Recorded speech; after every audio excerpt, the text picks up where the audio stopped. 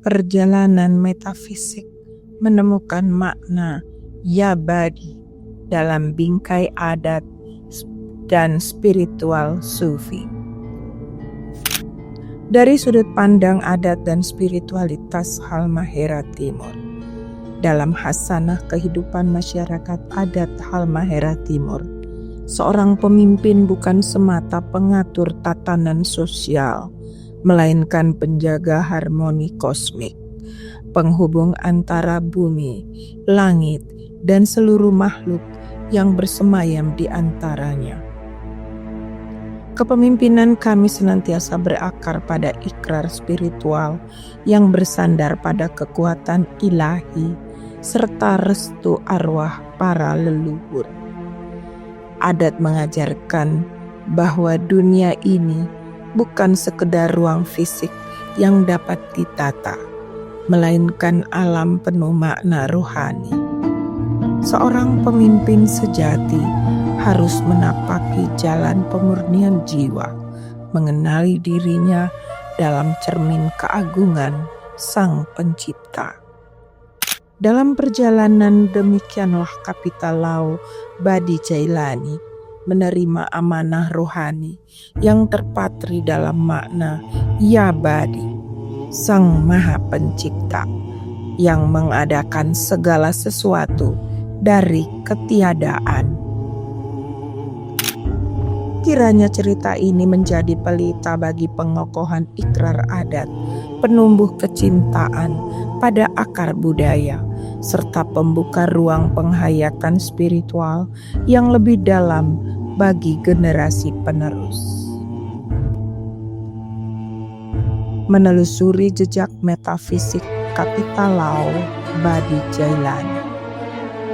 Perjalanan ini berawal pada malam nan sakral, ketika tabir alam semesta tersibak bagi mereka yang terpilih. Seorang bijak yang telah lama mengakrabi dunia metafisik adat, menembus ruang dan waktu, memohon petunjuk para leluhur dan Sang Pencipta. Dalam pengalaman transendental itu, tampaklah seorang anak kecil duduk di atas laut. Kedua tangannya terangkat ke langit. Lautan kemudian menjelma menjadi daratan, subur berkilauan emas dan perak, perlambang kekuatan Yabadi.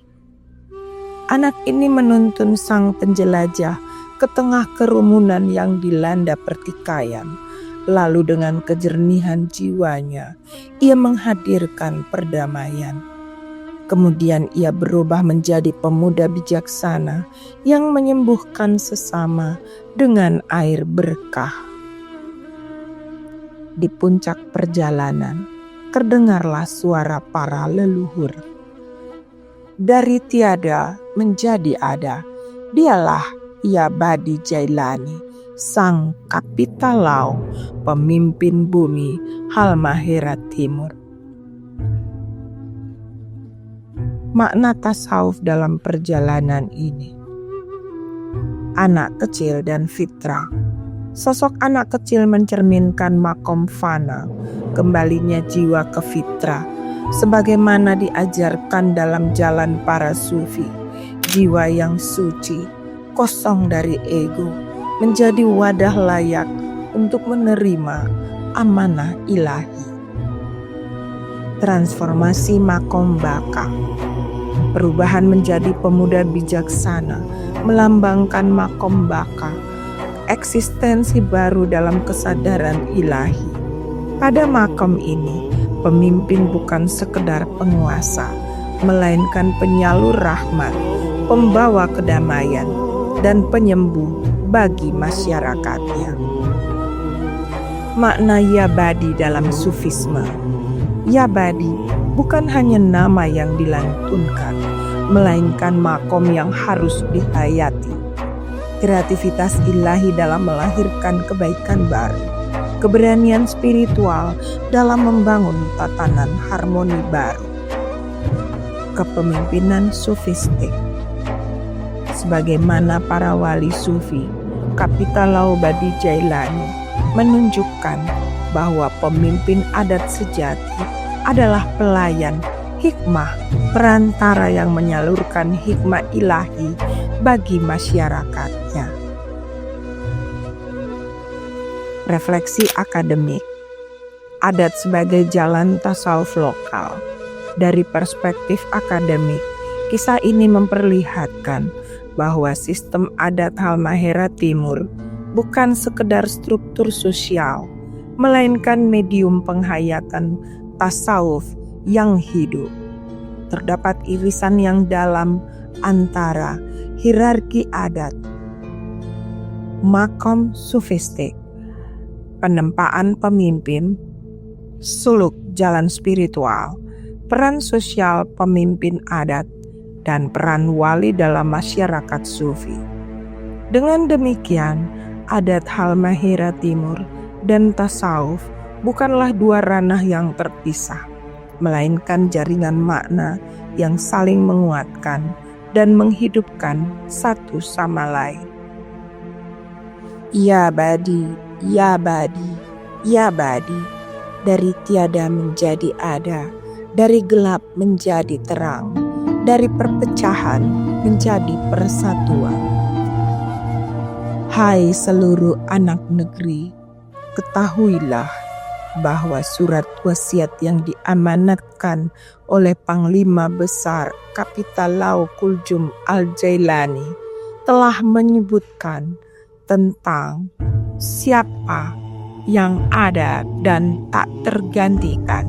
Dialah Ya Badi, Ya Badi, Ya Badi, Ya Badi, Ya Badi, Ya Badi, Ya Badi, Ya Badi, Ya Badi.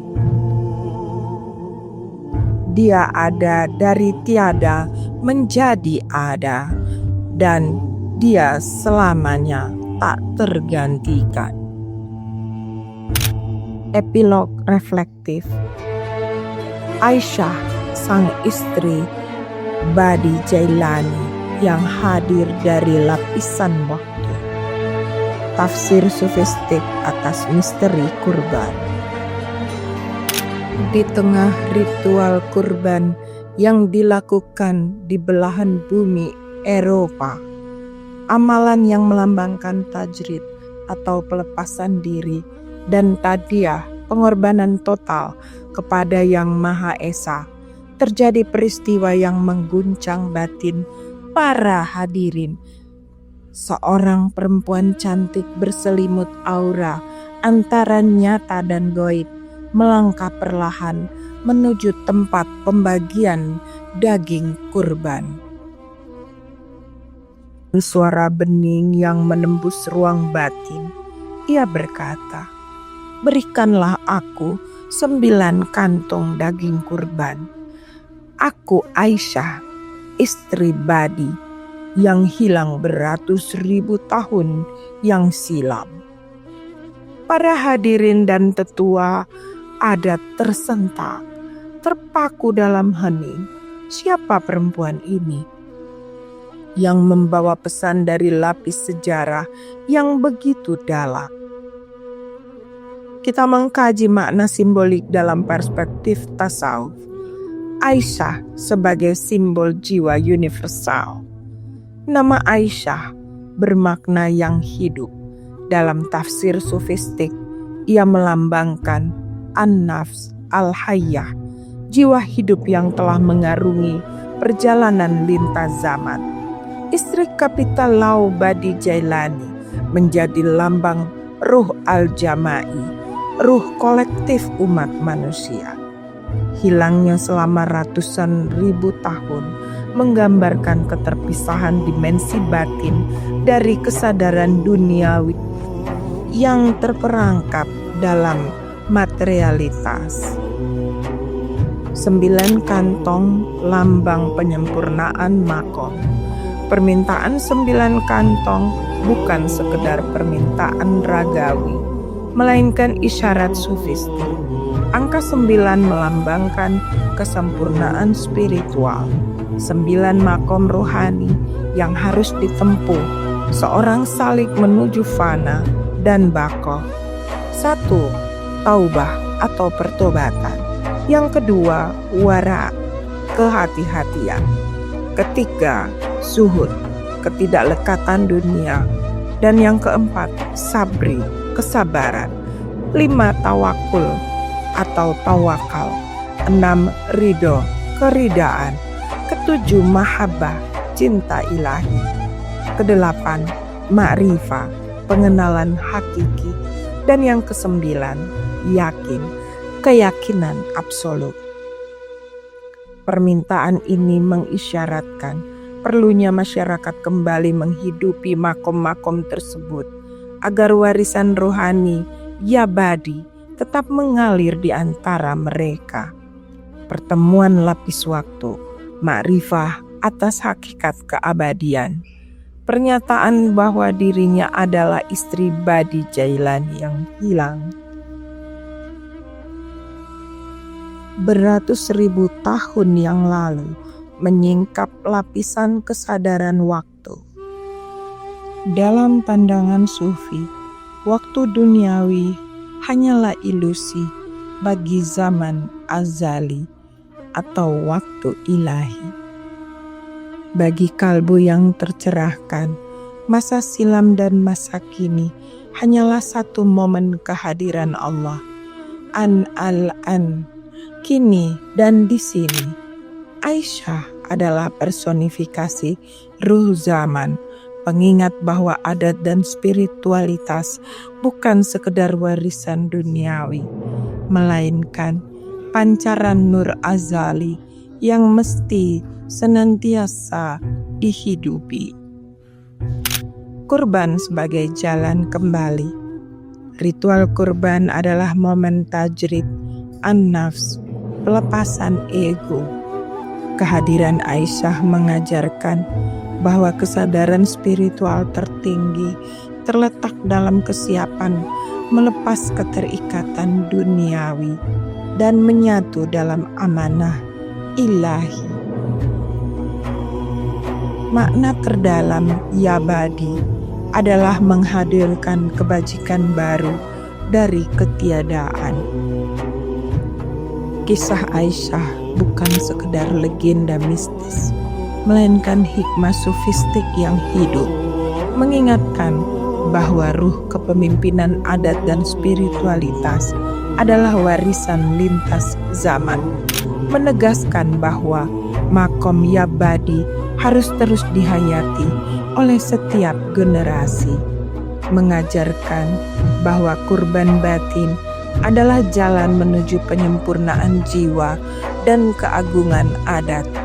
Sebagaimana suara para leluhur bergaung, dari tiada menjadi ada, dari lupa menjadi ingat, dari gelap menjadi terang.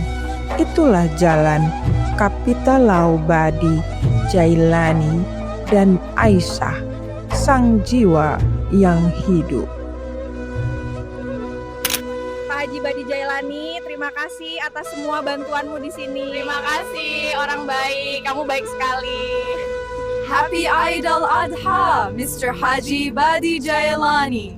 Thank you for everything. You are very kind. Happy Eid al-Adha, Mr. Haji Badi Jailani. Thank you for everything. You are very kind.